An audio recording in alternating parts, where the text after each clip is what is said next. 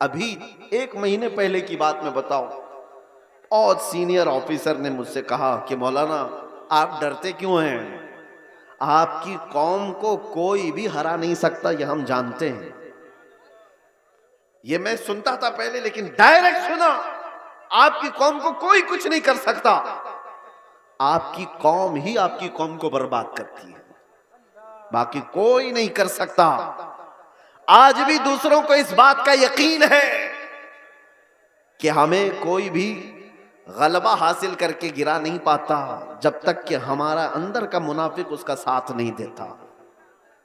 یہ غداروں کی جماعت، یہ منافقین کی جماعت، میں جانتا ہوں سیفی صاحب یہاں موجود ہیں، میں آپ سے کہہ رہا ہوں کہ اس وقت کیفیت کیا ہوتی ہوگی۔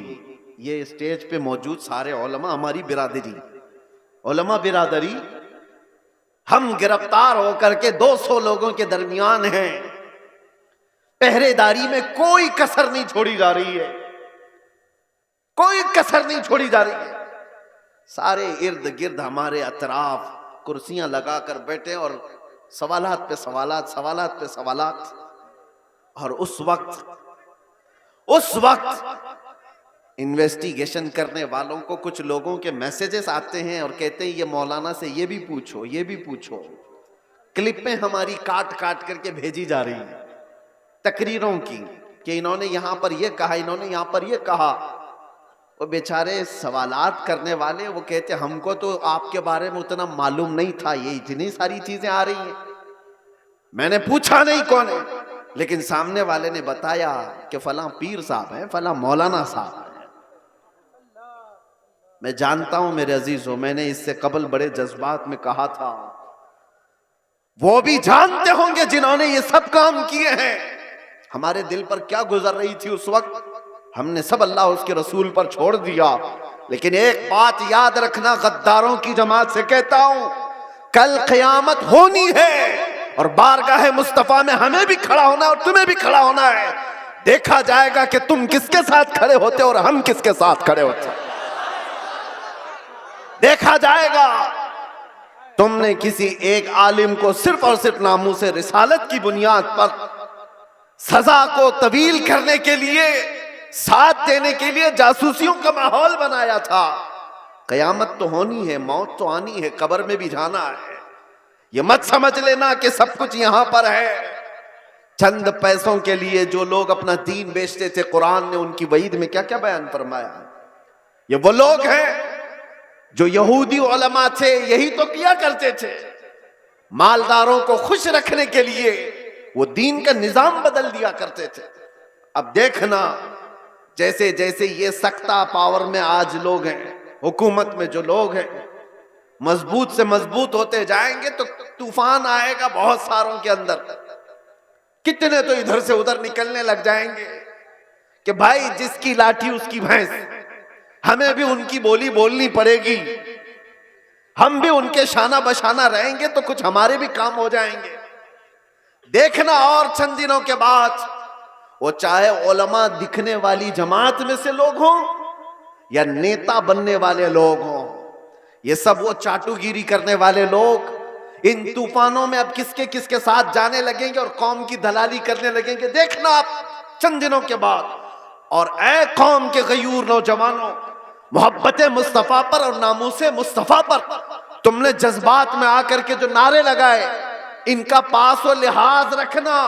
چاہے پوری جماعت کے بڑے بڑے لوگ کسی ایسی جماعت کے ساتھ چلے جائیں جو میرے مصطفیٰ کے دشمن ہیں، انہیں مت دیکھو، ان کی دولت نہ دیکھو، ان کی سیاست نہ دیکھو، ان کے اونچے مرتبے نہ دیکھو، میں غریب ہی سہی، میرے دامن میں میرے مصطفیٰ کی محبت کافی ہے، اس پر قائم رہنا۔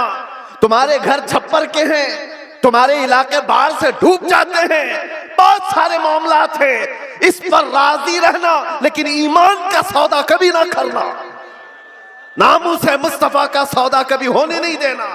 ایسوں کی جماعت سے اپنے آپ کو بچائے رکھو جو دین کا سودا کرتے ہیں۔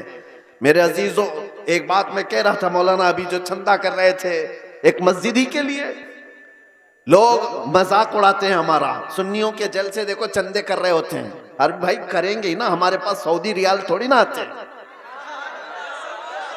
ہم تو غریبوں سے ہی بنا رہے ہیں جو کچھ بھی بنا رہے ہیں۔ ہمارے پاس کون سی حکومت ہے؟ نہ سعودی ہے، نہ قطر ہے، نہ کویت ہے، کچھ نہیں ہے۔ ہو سکتا ہے تمہارے پاس ڈالر بھی آتے ہوں، ریال بھی آتے ہوں، پاؤنڈ بھی آتے ہوں، تمہارے آقاؤں سے سب آتا ہوگا۔ یہ غریبوں کی بستی میں جو آتا ہے ان کی محنت مزدوری کی کمائی سے ہی آتا، اور اسی لیے ریالوں پر پلنے والوں سے ڈر قوم کو، دنیا کو نہیں ہے، ان غریبوں کی بستیوں سے لوگوں کو ڈر ہے کہ انقلاب پیسے کے لالچیوں سے نہیں آتا، یہ ایمان پر زندہ رہنے والی غریب قوم سے انقلاب آتا ہے۔ غربا سے دنیا ڈرتی ہے۔ آپ کو پتا ہے قیصر و کسریٰ کی طاقت کا اندازہ لگا سکتے ہو؟ قیصر کہتے تھے روم کے بادشاہ کو، کسریٰ کہتے تھے ایران کے بادشاہ کو۔ یہ اس زمانے کی بات کر رہا ہوں جب تقریباً پوری دنیا میں دو بڑے سپر پاور حکومتیں تھیں۔ Super power Persian empire, Roman empire. Roman empire قیصر، پرشین امپائر کسریٰ۔ یہ میرے مصطفیٰ کریم صلی اللہ تعالیٰ علیہ وسلم کے زمانے کی بات کر رہا ہوں۔ اور جب حضور پاک کے زمانے سے تھوڑا سا زمانہ آ گیا صدیق اکبر کا، فاروق اعظم کا، مدینے سے یہ صحابہ کی جماعتیں نکلی تھیں اور یہ بات کر رہے تھے قیصر و کسریٰ سے مقابلے کی۔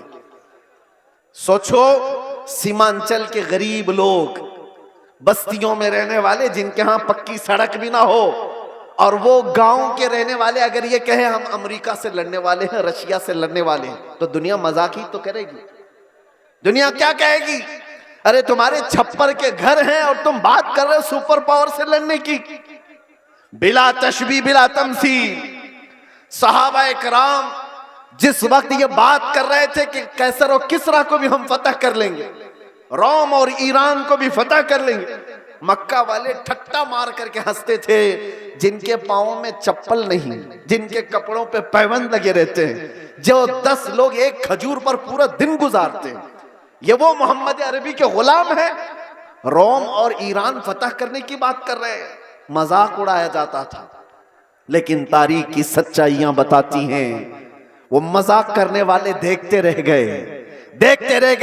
صحابہ کی جماعت، وہ فاقہ کشی پر رہنے والے، ایک پیوند لگا جبہ پہننے والے، بغیر چپل کے کئی لمبے میل تک سفر کرنے والے صحابہ جب نکلے تھے تو قیصر و کسریٰ کو گھٹنے ٹیکنے پر مجبور کر دیا تھا۔ عمر فاروق رضی اللہ تعالیٰ عنہ کے زمانے میں وہ وقت آیا تھا کہ جب کسریٰ کی حکومت بھی تہ و بالا ہو گئی، قیصر کی تمام سلطنت کی رعنائیاں ختم ہو گئی اور پھر پرچم اسلام لہرایا تھا، تو آج تک ایران پر جو اسلامی حکومت کا غلغلہ ہے آج تک موجود ہے۔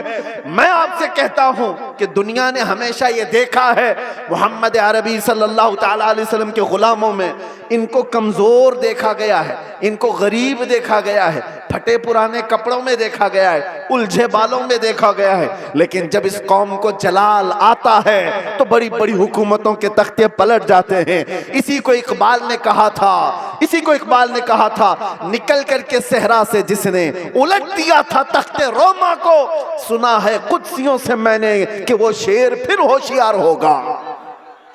سنا ہے قدسیوں سے میں نے کہ وہ شیر پھر ہوشیار ہوگا۔ اے سنیوں گھبرانے کی ضرورت نہیں، مایوس ہونے کی ضرورت نہیں، اپنے اعمال بدلنے کی ضرورت ہے، اپنے اخلاق بدلنے کی ضرورت ہے، ایمان کی مضبوطی لانے کی ضرورت ہے۔ ہمارے پاس بچا کیا ہے؟ ابھی جو چیز بچی ہے وہ محبت مصطفیٰ، نبی کریم صلی اللہ تعالیٰ علیہ وسلم پر مر مٹنے والی جو کیفیت ہے، یہ دنیا کی سب سے عظیم دولت اللہ نے تمہیں عطا کی، اس کو بچائے رکھو۔ یہ بھی اگر ختم ہو گئی تو چلتی پھرتی لاشیں ہیں اور کچھ بھی نہیں بچا۔ ہاں آپ کا ایک سوال ہے، جیسے ہم سے بھی کہتے تھے لوگ، بہت بولتے تھے، گرفتار ہو کر کے گئے، جیلوں کے پیچھے پڑے رہے، کوئی پرسان حال نہیں، دھکے کھاتے رہے، کیسی جگہوں پر بیٹھتے رہے، کیا یہ عزت کی بات ہے؟ میرے عزیزو، یہ گرفتاریاں یہ ہمارے آباء و اجداد کی سنت ہے۔ ہاں جیل قید یہ ساری چیزیں نئی بات نہیں ہے۔ تاریخ اٹھا کر کے دیکھ لو تو بڑے بڑے بزرگان دین اس منزل سے گزرتے چلے گئے، اور سب یہ تو چھوٹی منزل ہے، اس سے بڑی منزل پھانسی کی آتی ہے، وہاں تک بھی علماء ربانیین پہنچے ہیں، اور کبھی انہوں نے یہ نہیں کہا ہمارے اس راستے پر چلنے کی وجہ سے ہمیں سزا مل رہی ہے، بلکہ پھانسی کے پھندے کو چوم کر کے بھی وہ کہتے تھے حق تو یہ ہے کہ حق ادا نہ ہوا، حق تو یہ ہے کہ حق ادا نہ ہوا۔ ہمارے اسلاف کرام میں آپ کو پتہ امام احمد بن حنبل کو 300 کوڑے مارے گئے تھے حق بات کے لیے، اور آپ کو پتہ ہے حضرت امام موسیٰ کاظم امام جعفر صادق کے بیٹے ہیں، اہل بیت کے بڑے امام ہیں، 7 سال تک ایک خلیفہ نے آپ کو ایسی جیل میں رکھا کہ آپ نے سورج نہیں دیکھا تھا، 7 سال، پھر زہر دے کر کے قید خانے میں ہی مار دیا گیا۔ امام محمد بن حسن عسکری 20 سال تک جیل کی زندگی گزار رہے، حضرت احمد فاروقی سرہندی مجدد الف ثانی 8 سال تک گوالیار کی جیل میں بند رہے، علامہ کفایت علی کافی، عنایت احمد کاکوروی، فضل حق خیر آبادی، یہ وہ علماء ربانیین ہیں جو اپنے حق بیانی کی بنیاد پر جیل کی سزائیں کاٹتے رہے۔ لیکن یہ بات اس لیے میں کہہ رہا ہوں، جیل کی سزائیں کاٹنے کے بعد نہ دین پر کچھ فرق آیا نہ ایمان پر کچھ فرق آیا، اس لیے کہ ہمارا ماننا یہ ہے اسلام زندہ ہوتا ہے ہر کربلا کے بعد، اسلام زندہ ہوتا ہے ہر کربلا کے بعد۔ قربانیاں اگر دینے کا وقت آئے تو قربانیاں دو گے یا نہیں دو گے؟ حضور پاک صلی اللہ تعالیٰ علیہ وسلم کے نام پر آزمائشیں آئیں گی تو ان آزمائشوں کے لیے تیار رہو گے کہ نہیں رہو گے؟ بس میں یہ نہیں کہتا کہ کچھ کرنے کے لیے، جانے کے لیے، اٹھنے کے لیے، بس بات اتنی ہے کہ سنبھالے رکھو اپنے ایمان کو، اور علماء ربانیین اپنا کام کرتے رہے، حق بولنا نہ چھوڑیں، کسی ظالم کے دباؤ میں آ کر کبھی بھی وہ اپنی زبان کو گونگی نہ کریں، بلکہ وہ حق بیان کرتے رہیں۔ پریشانیاں آئیں گی، مصائب آئیں گے، یہ تمہارے مراتب کو اور بڑھاتے چلے جائیں گے۔ کسی سیٹ کی چاپلوسی میں حق بیانی سے آپ دور نہ بھاگیں، اس لیے کہ سیٹ نہ تمہیں رزق دیتا ہے نہ تمہیں حیات دیتا ہے، اللہ رب العزت رزاق حقیقی ہے، وہی حیات و ممات کا مالک ہے۔ علماء ربانیین کو بھی یہ چاہیے کہ حالات زمانہ کو دیکھیں ضرور، لیکن حق بات سے آپ اپنی زبان کو نہ روکیں، اس کو چلتے رہنے دیں، اللہ کی غیب سے مدد ہوگی اور قوم کے اندر ایمان زندہ رہے گا، قوم کے اندر بیداری باقی رہے گی۔ اور اگر یہ چپ ہو گئے تو قوم کا ایک بڑا حصہ بزدل بن جائے گا، قوم کا ایک بڑا حصہ بزدلی کا شکار ہو جائے گا۔ چند علماء ربانیین ہی صحیح، انہیں چاہیے کہ وہ اپنی قربانیوں کے لیے تیار رہیں۔ ہم نے روٹیاں بہت کھائی ہیں حضور کے نام پر، جلسے بہت کر لیے ہیں، لوگ علماء کو آج جو نوازتے ہیں، چاہے وہ ایک نذرانے کا چھوٹا سا لفافہ ہی کیوں نہ ہو، یہ نہ سمجھیں کہ آپ کی ٹوپی داڑھی کی وجہ سے، بلکہ مصطفیٰ کریم کی نسبت کی وجہ سے ساری قوم آپ کو نائب رسول سمجھتی ہے، حضور کے نام پر ہمیں مل رہا ہے، کھا رہے ہیں، آپ نیچے بیٹھے ہیں ہم اوپر بیٹھے ہیں، یہ اوپر بیٹھنا بھی میرے حضور کی نسبت کی وجہ سے، یہ منبر علماء کو جو دیا جاتا ہے اس لیے کہ نبی پاک کے نائب ہے، اور جب حضور پاک کی بات آئے تو آئیں کائیں نہ کیا کریں۔ علماء کو چاہیے کہ وہ اپنا حق ادا کریں، اپنا حق ادا کریں۔ اور ہم نے دیکھا ہے چند وہ لوگ مصلحت اور حکمت کی بات کرتے ہوئے ہمیں ڈراتے ہیں۔ میرے عزیزوں، مصلحت اپنی جگہ پر، حکمت اپنی جگہ پر۔ کیا امام حسین کو مصلحت نہیں معلوم تھی؟ کربلا میں جانے کے وقت ان کو حکمتیں نہیں معلوم تھی جو 72 لوگ اپنے خاندان کے لے کر شہید ہو گئے؟ دین پر کبھی ایسے معاملات آئیں تو میرے عزیزوں، علماء کا سب سے پہلا یہ نمبر ہے کہ قوم آپ ایک قدم بڑھاتے ہیں تو یہ 100 قدم آگے بڑھنے کو تیار ہے۔ آپ کو صرف ایک زبان کہنے کی دیر ہے، قوم تو بیچاری بے پناہ محبتوں کے ساتھ جان دینے کے لیے بھی قربان ہے۔ میں اکثر ایک بات کہا کرتا ہوں، آج سے 4 سال پہلے میں نے دلی میں اس پاکھنڈی کو جو مباہلے کا چیلنج کیا تھا، اور آپ کو پتا ہے ہمارا اعلان پوری دنیا بھر میں پھیلا تھا کہ ہم آگ میں کودنے جا رہے ہیں، لیکن اس وقت ممبئی کا ایک نوجوان میرے پاس آ کر کہا تھا، جو کوئی بعمل نہیں دکھتا شکل سے، ہاں داڑھی میں بھی ڈیزائن، سر میں بھی ڈیزائن، پھٹی جینز پہنا ہوا، اس نے کہا تھا کہ حضرت مفتی صاحب میں نے سنا ہے آپ کا اعلان، آپ دلی جا رہے ہیں آگ میں کودنے۔ میں نے کہا آپ کو کیا ہے اس سے؟ اس نے کہا آپ جب بھی جانا ہو تو مجھے لے جائیں، پہلے میں کودوں گا۔ چہرہ دیکھو، حلیہ دیکھو پورا۔ میں یہ کہتا ہوں علماء ربانین سے، ہمیں صرف کہنے کی دیر ہے، سارا محاذ کون سنبھالے گی؟ سارا محاذ ہم نے صرف اعلان کیا تھا، بچہ بچہ تیار کھڑا تھا۔ یہ جذبہ ہے محبت مصطفیٰ کی بنیاد پر۔ اس دن میرے آنکھوں میں آنسو آ گئے تھے اس نوجوان کو دیکھ کر۔ اس نے کہا تھا میں مسجد میں زیادہ آتا نہیں، آپ کے قریب آیا نہیں زیادہ، لیکن اتنی بات ہے کہ حضور سے محبت ضرور کرتا ہوں، اور جب ان کی بات آئی ہے تو جان بھی دے سکتا ہوں۔ میں آپ کو بتاؤں، اسی نوجوان کو دیکھ کر آنکھوں میں آنسو آئے۔ بارگاہ مصطفیٰ میں نے عرض کیا تھا، یا رسول اللہ آپ کی یہ امت گنہگار ہو گئی، غدار نہیں ہے، غدار نہیں ہے، غداری نہیں کرتی۔ تو میرے عزیزوں، اسی چیز کو میں کہتا ہوں، تھوڑی سی لو دینے کی ضرورت ہے۔ علماء ربانین حق بیان کریں، قوم کو صحیح سلیقے سے چلنے کا ان کو نشانہ دیا کریں، پھر دیکھیں انقلاب آئے گا، ضرور آئے گا۔ ہمیں آج یہ پتہ ہی نہیں ہے کس کے ساتھ جانا ہے، کس کے ساتھ بیٹھنا ہے، کس کے ساتھ اٹھنا ہے، جو دیکھا اس کی طرف چل پڑے۔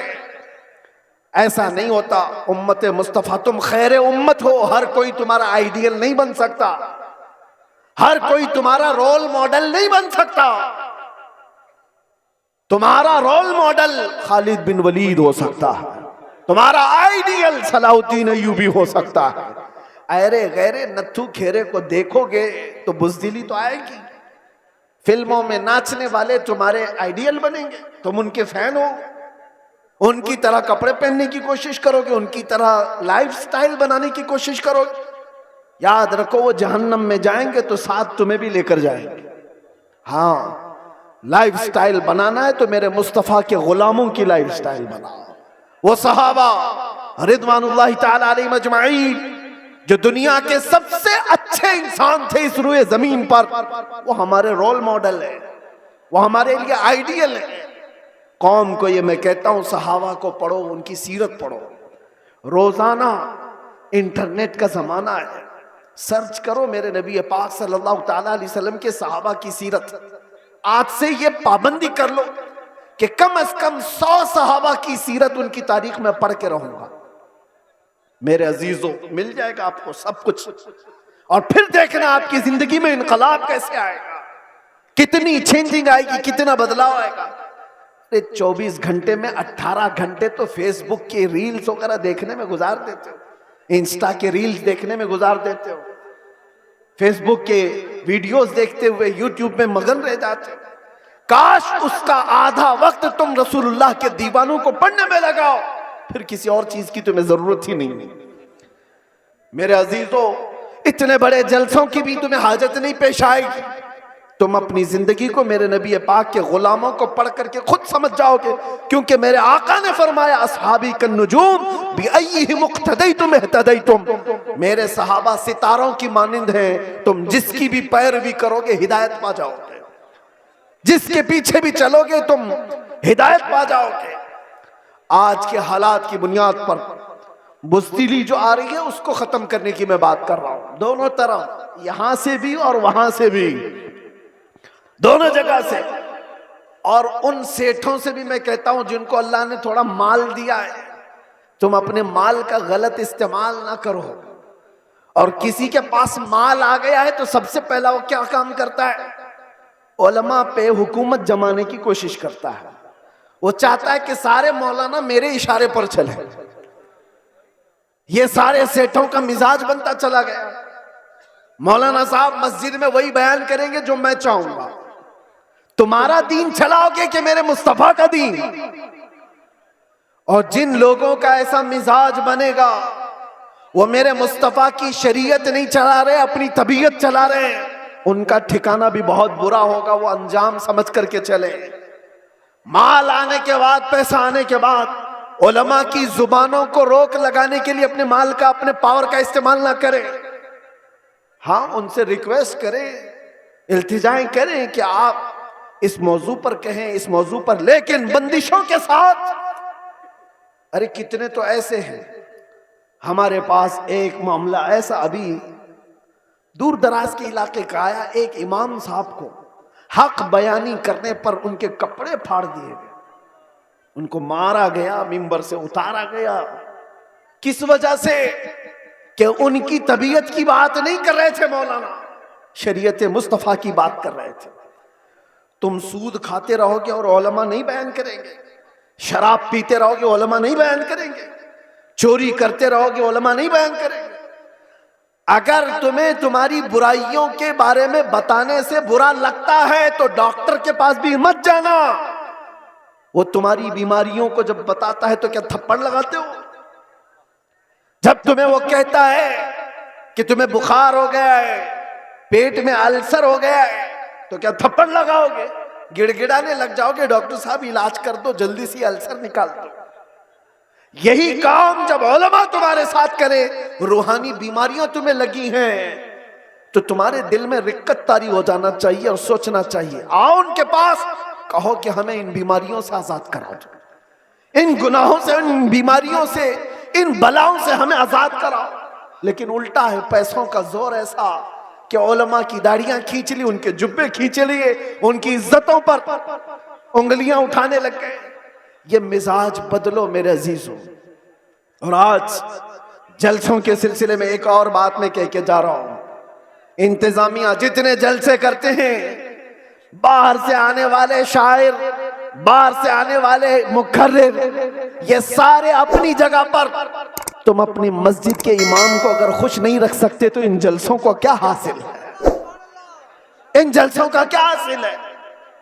لاکھوں روپے جمع کرتے ہو اور یہ سب پہ خرچہ کرتے ہو، مسجد کا امام 5,000 کے لیے ترس جاتا ہے۔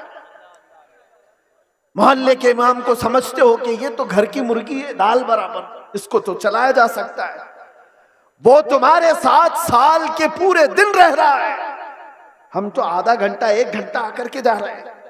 جو سال بھر تمہارے ساتھ خدمتیں کر رہا ہے اس کا دل زیادہ خوش رکھو۔ اگر وہ متحرک نہیں ہوتا تو تمہارے پاس دین کا مزاج آتا کہاں سے؟ تمہارے بچے قرآن پڑھتے کیسے؟ اگر وہ محنت نہ کرے تو الف سے با تک نہ آئے بچوں کو، تو پھر سب سے پہلا حق ہے اس کا۔ یہ مزاج بھی بہار ہو کہ کہیں پر بھی ہو، میں یہ دینا چاہتا ہوں، ہم نذرانے کے لیے نہیں آتے، ایک بات یاد رکھیں کان کھول کر کے، بہت سارے لوگوں نے میں بنا رکھا ہوگا، میں آج اعلاناً یہ کہتا ہوں، ہمارے نام پر کوئی دلالی نہ کرے، ہمارا کوئی ایجنٹ نہیں ہے جلسوں کے لیے۔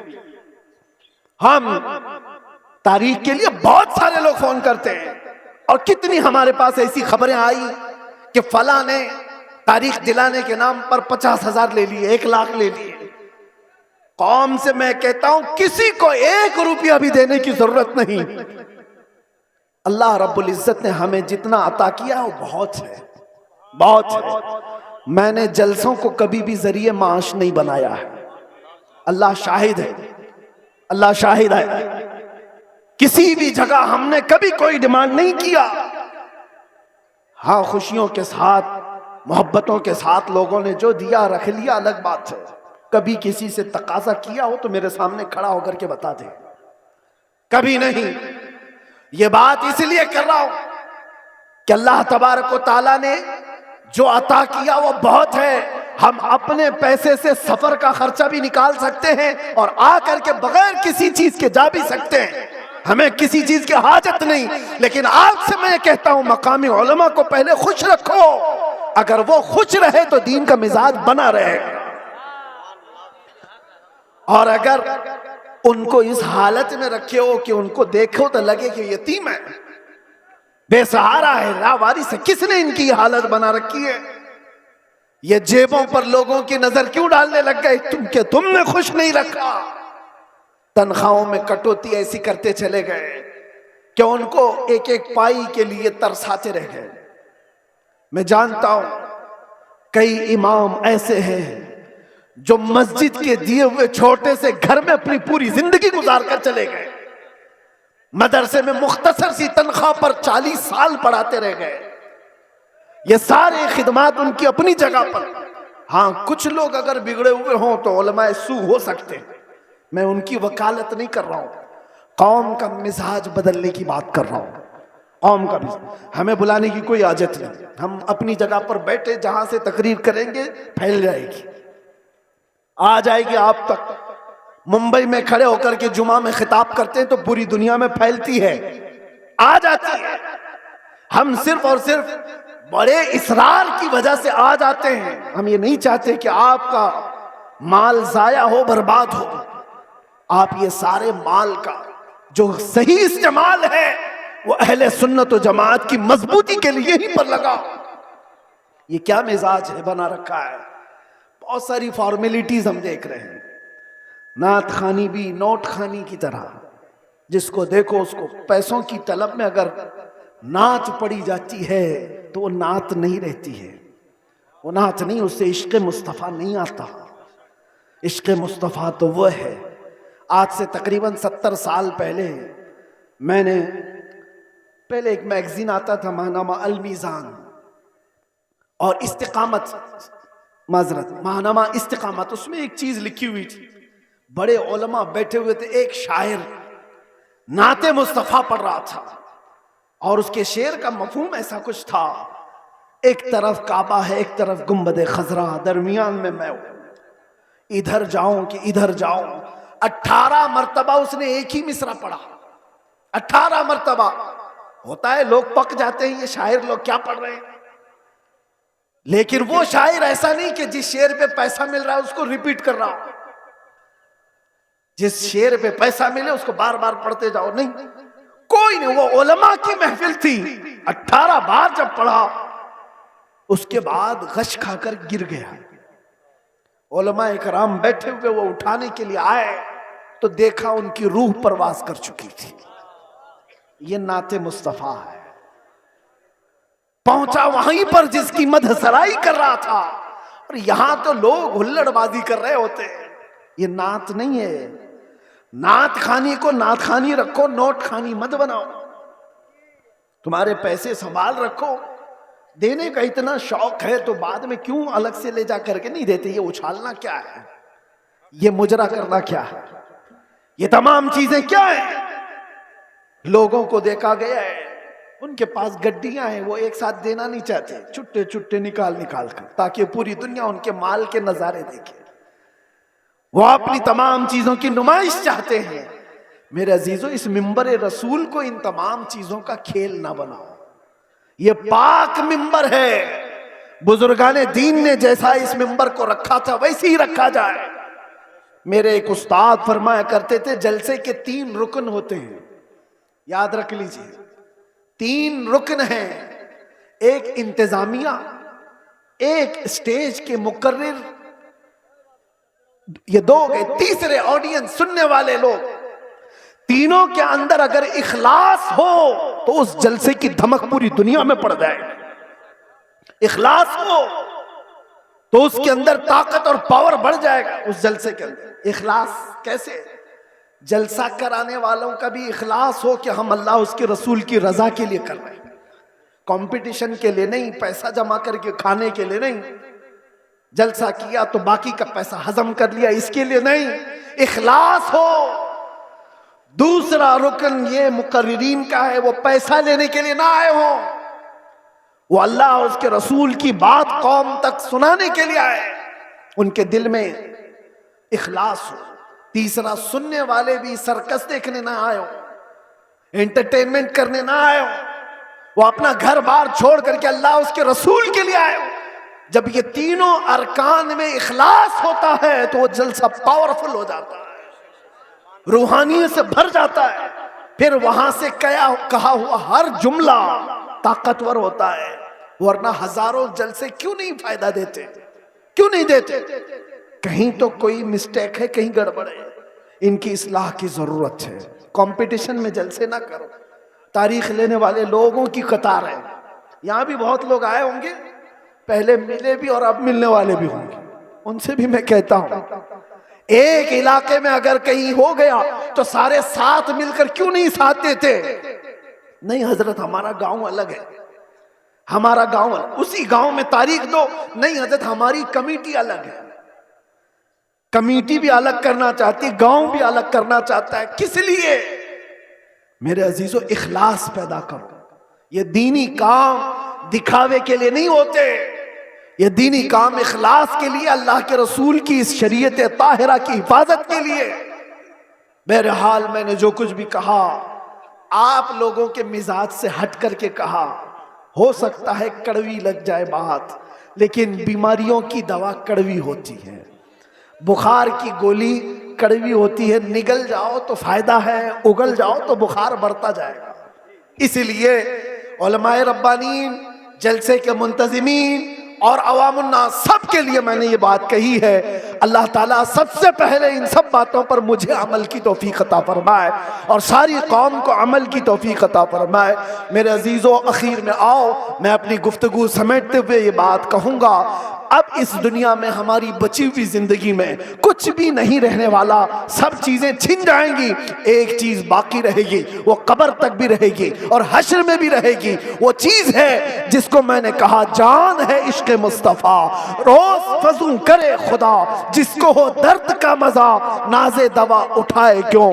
نوجوانوں اس بات پر اپنی زندگی گزارو.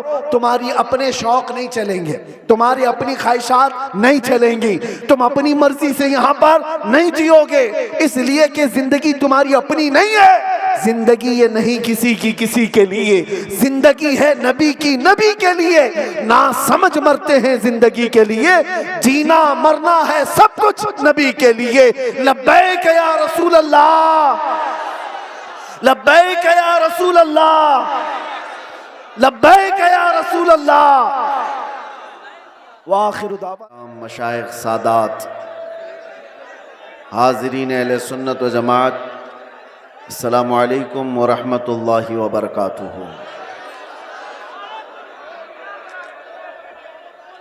الحمدللہ، الحمدللہ الحنان المنان الذي خلق الانسان وعلمه البيان، والصلاة والسلام على رسوله سید الانس والجان وعلى آلہ واصحابہ ذوی الخیر والاحسان. اما بعد فاعوذ باللہ من الشیطان الرجیم. بسم اللہ الرحمن الرحیم. ان ینصرکم اللہ فلا غالب لکم وَإِن يَخْذُلْكُمْ فَمَنْ ذَا الَّذِي يَنْصُرُكُمْ مِنْ بَعْدِهِ وَعَلَى اللَّهِ فَلْيَتَوَكَّلِ الْمُؤْمِنُونَ. صدق اللہ مولانا العظیم. بارگاہ رسالت معاب صلی اللہ تعالی علیہ وسلم میں درود پاک کا ہدیہ پیش کریں.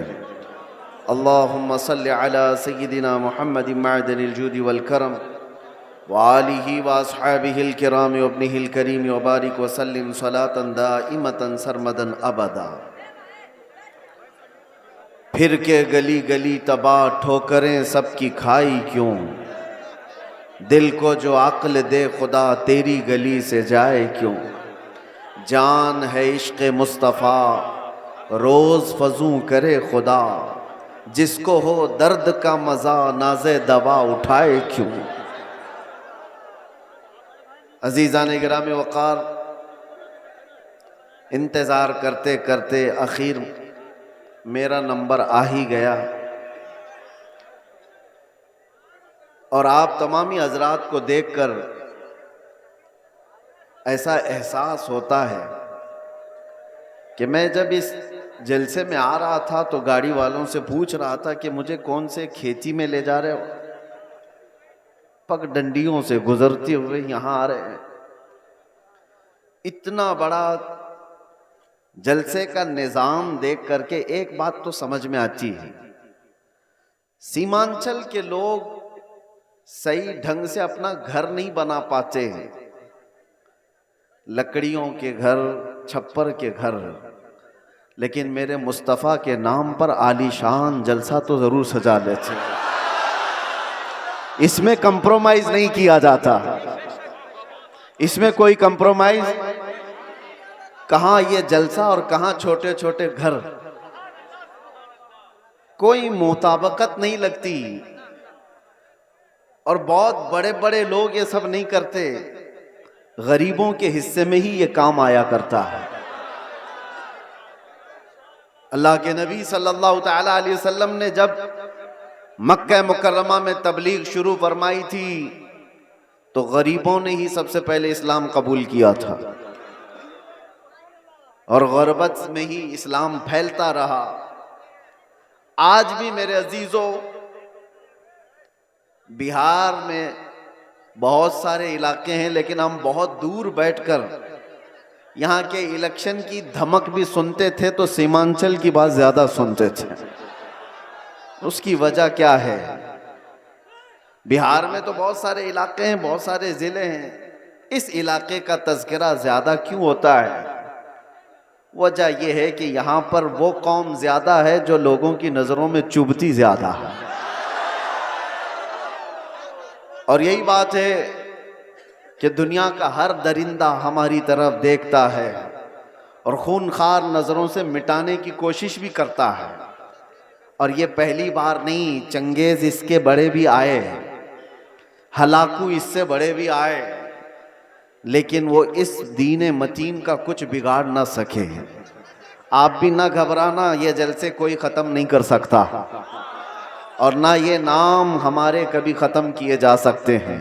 کچھ بات تو ہے کہ مٹتی نہیں ہستی ہماری، کچھ بات تو ہے کہ مٹتی نہیں ہستی ہماری، صدیوں رہا ہے دشمن دور زماں ہمارا، یونان و مصر و روما سب مٹ گئے جہاں سے، باقی مگر ہے اب تک نام و نشاں ہمارا، توحید کی امانت سینوں میں ہے ہمارے، آسان نہیں مٹانا نام و نشاں ہمارا۔ اور پھر ایک بات، باطل سے ڈرنے والے اے آسماں نہیں ہے ہم، 100 بار کر چکا ہے تو امتحان ہمارا۔ ایک بڑی لذت ہے، بڑا عجیب احساس ہے بہار کے، بنگال کے، جھارکھنڈ کے جلسوں میں۔ میں بولتا بہت بھی ہوں، آپ لوگوں کے انتظامات و انصرامات کے خلاف بھی، رات بھر سجاتے ہیں، اور بہت سارے اس کے جو نیگیٹو پوائنٹ ہے اس پر بولتا بھی ہوں، لاکھوں کا خرچہ کرتے ہیں بہار میں، جلسے زیادہ کرتے ہیں، اس پر بولتا بھی ہوں، لیکن دل میں ایک احساس یہ بھی ہوتا ہے، جیسی تیسی ہے قوم، سرکس میں پیسہ برباد کرنے سے میرے مصطفیٰ کے نام پر تو لگاتی ہے، کسی اور جگہ پر ان کو چھوڑ دیا جائے تو شاید پتہ نہیں مجرے کرنے والوں کو دیکھیں گے لوگ۔ انٹرٹینمنٹ کی دنیا ہے، یہاں نہیں تو کہیں اور محفلیں لگا دیں گے، اسی بہانے کم از کم یہاں شعراء اسلام آتے ہیں، خطبہ اسلام آتے ہیں، اور یہ ایک ایک لفظ پڑھتے جاتے ہیں، لوگوں کے دلوں میں رس گھولتے جاتے ہیں، جیسے تیسے یہ دین کا نظام ان جلسوں کے ذریعے سے قائم ہے۔ بہرحال میرے عزیزوں، ایک بات آپ سمجھ کر کے چلنا، یہاں پر بیٹھ کر تقریباً 1 گھنٹہ مجھ سے پیشتر حضرت مولانا صاحب نے چندہ بھی کیا بہت مسجد کے لیے۔ بہت لوگ سمجھتے ہیں کہ مولانا لوگوں کا کام ہی کیا ہے، چندہ کرنا، رسید لے کے گھومتے رہتے ہیں۔ تمہیں اندازہ ہے دین کا یہ سارا نظام اگر یہ مولوی نہیں ہوتے تو پتہ نہیں تم کیا کر رہے ہوتے۔ یہ مدرسے، یہ مساجد کی مینار، یہ ساری چیزیں ان لوگوں سے قائم ہیں۔ ہوتے ہوں گے چندہ خور لوگ، مگر آپ کو پتہ ہے ایک ایک پائی دین کے لیے اعلان کر کے جمع کرنا یہ علماء کی شان ہے۔ کیا ان کے اندر سیلف ریسپیکٹ نہیں ہے؟ کیا مانگنا ان کی بچپن کی عادت ہے؟ نہیں، تمہارے درمیان اگر وہ ہاتھ پھیلاتے بھی ہیں تو دین کے نام پر، میرے مصطفیٰ کریم صلی اللہ تعالی علیہ وسلم کی شریعت طاہرہ کی بقا کے لیے۔ مجھے بات یاد آتی ہے، میرے والد گرامی فرمایا کرتے تھے الجامعۃ الاشرفیہ مبارک پور آج ہندوستان کی ایک ایسی عظیم یونیورسٹی کا نام ہے جس کے سامنے تاج محل کی اونچائی بھی پھیکی پڑتی ہے۔ تاج محل تو لوگ ٹکٹ دے کر کے دیکھنے جاتے ہیں اور فوٹو کھنچوا کر آتے ہیں، مگر الجامعۃ الاشرفیہ وہ ایسی جگہ ہے جہاں انسان بنائے جاتے ہیں، علماء ربانیین کی ایک بڑی جماعت پیدا ہوتی ہے۔ جب اس کی تعمیر کا مسئلہ تھا، بانی جامعہ اشرفیہ مبارک پور حضور حافظ ملت رحمۃ اللہ علیہ اسی طرح اعلان کر رہے تھے کہ کوئی ہے جو لا کر کے جامعہ اشرفیہ کے لیے کچھ سپرد کرے۔ آپ کو مارہرہ متحرہ کے سید زادے سید العلماء نے بٹھا دیا اور کہا مولانا آپ بیٹھ جائیے، میں سید زادہ ہوں لیکن اس ادارے کے لیے چندہ میں کروں گا، آل رسول ہوں، مانگنے کی عادت نہیں، کبھی نہیں مانگا۔ اور اس کے بعد جب سید میاں رحمت اللہ تعالی علیہ نے اعلان کیا تو ظاہر سی بات ہے مجھے یہ علاقہ دیکھ کر کے وہ بات یاد آتی ہے، مولانا تو 11,000 مانگ رہے تھے، وہاں پر چھوٹا گاؤں تھا، چھوٹی بستی تھی، جب مانگا جا رہا تھا چندہ تو ایک بوڑھی عورت ایک مرغی کا انڈا لے کر کے آ گئی تھی، کہا میرے گھر میں اس کے علاوہ کچھ ہے نہیں، یہ چندے میں قبول کر لیجیے۔ مرغی کا انڈا، یہ لوگوں کے جذبات تھے، اور ایسا نہیں ہے کہ وہ انڈا دیکھ کر کے اس کو بھیج دیا گیا کہ اس کا کیا کیا جائے گا، اس کو بھی قبول کیا گیا۔ اور سید میاں رحمت اللہ علیہ نے فرمایا تھا اس عورت نے زمانہ یوسف کی یاد دلاتی ہے، خریداروں میں اس کا نام آ جائے بس اس لیے حاضر ہو گئی۔ بہرحال اس نظام پر میں نے تھوڑی سی گفتگو اس لیے کی کہ علماء کو حقیر مت سمجھو، یا علماء ذوی الاحترام اگر دین کے نام پر تم سے کچھ طلب کر رہے ہیں تو سارے لوگوں کو ایک کیٹیگری میں مت شمار کرو۔ ایک جملہ میں آپ سے کہتا ہوں، توجہ سے سننا، ہر داڑھی والا چور نہیں ہوتا، لیکن چور داڑھی رکھ لیتا ہے۔ چور اپنی چوری چھپانے کے لیے داڑھی رکھ لیتا ہے۔ ہاں، اس فارمولے کو سمجھ کر کے چلیں اور اس کو ہر جگہ فٹ نہ کریں۔ داڑھی والے کو دیکھ کر کے حقارت سے دیکھنا میرے عزیزوں ہرگز نہیں۔ کچھ چور اگر اس طرح کے لباس پہن لیں تو ایسا تھوڑی نہ ہوتا ہے کہ ہم یہ بھی تو نہیں کہہ سکتے کہ ہر چائے والا چور ہے، نہیں کہہ سکتے، نہیں کہہ سکتے، سب کو ایک کیٹیگری میں کیسے شامل کر دیں۔ یہ ایک جملہ آپ یاد رکھیں، میں کسی کا نام نہیں لے رہا ہوں۔ اور دوسری بات، علماء ذوی الاحترام کے لیے خاص طور پر میں نے آیت کریمہ کی تلاوت کی ہے خطبے کے بعد، اِن اللہ فلا غالب لکم، اگر اللہ تمہاری مدد کرے تو کوئی طاقت تم پر غالب نہیں آ سکتی، کوئی تم پر غلبہ نہیں حاصل کر سکتا۔ یہ ایک جملہ قرآن پاک کا اتنا پاورفل ہے، اتنا پاورفل ہے کہ اللہ تمہاری مدد کرے تو کوئی غالب نہیں آئے گا، اور اگر کوئی غالب آیا ہوا ہے ہمارے اوپر تو اس کا مطلب ہے کہ تم محروم ہو یا ہم محروم ہیں اس عظیم مدد سے جس کا وعدہ قرآن میں اللہ تعالیٰ نے فرمایا، وہ ہمارے اعمال کی بنیاد پر۔ مرشد گرامی حضور تاج الشریعہ رحمت اللہ تعالیٰ علیہ ایک آیت کی تفسیر فرماتے ہوئے ہم سے کہہ رہے تھے کہ ایک صاحب آئے اور انہوں نے کہا کہ حضرت ہمارے گاؤں میں بہت فسادات ہو گئے، وائلیشن ہو گیا، لیکن مسلمانوں کو پکڑ کر کے پولیس لے جا رہی ہے، 8-10 دن ہو گئے، ابھی تک تھمی نہیں ہے یہ گرفتاریاں۔ اور وہ بیان کرتے کرتے انہوں نے یہ کہا کہ یہ ساری پکڑ دھکڑ جو چل رہی ہے اس کی ساری مخبری مسلمان ہی کرتے ہیں، کون کہاں کس گھر میں چھپا ہے اور کیا کیا کر رہا تھا سب مسلمان ہی بتاتے ہیں، اور آ کر کے ان کو اریسٹ کیا جاتا ہے۔ تب حضرت نے ایک آیت پڑھ کر کے ہمیں بتایا تھا، قرآن میں اللہ فرماتا ہے وَلَن يَجْعَلَ اللَّهُ لِلْكَافِرِينَ عَلَى الْمُؤْمِنِينَ سَبِيلًا، اللہ قرآن میں فرماتا ہے ہرگز ہرگز اللہ تعالیٰ کافروں کو ایمان والوں پر غلبہ نہیں دے گا، کبھی نہیں۔ لن کا لفظ ہے نفی تاکید کے ساتھ، ہرگز اللہ تبارک و تعالی کافروں کو ایمان والوں پر غلبہ نہیں دے گا۔ حضرت فرماتے مگر یہ کہ کسی کافر کی مدد مسلمان ہی کرے تو وہ کافر مسلمان کے راستے سے دوسرے مسلمان پر غلبہ کرے گا۔ بات سمجھ میں آ رہی ہے؟ ایک مسلمان کو ذریعہ بنا کر کے ہی دوسرا کوئی تمہارے گھر پر حملہ کرے گا۔ آج کے حالات پر میں جو بات کر رہا ہوں سنو میرے عزیزو، بہت سارے مسلمان اپنا فیوچر آج بنا نہیں پا رہے ہیں، ان کو پتہ ہی نہیں ہے کس کے ساتھ جانا ہے اور کس کا ساتھ دینا ہے۔ حالات ایسے ہیں کہ کسی اور مسلمان کو گرانے کے لیے ایک مسلمان کسی کافر و مشرک کی مدد پر بھی راضی ہو جاتا ہے۔ یہی میں بتا رہا ہوں کہ کبھی تمہیں کوئی قوم مغلوب نہیں کر سکتی جب تک کہ تمہارے اندر کے غدار تمہیں مغلوب نہ کریں۔ جب تک ہمارے درمیان موجود جماعت کے منافقین ہمارے خلاف نہ کھڑے ہوں تب تک کوئی قوم ہمیں ڈائریکٹ نہیں گرا سکتی۔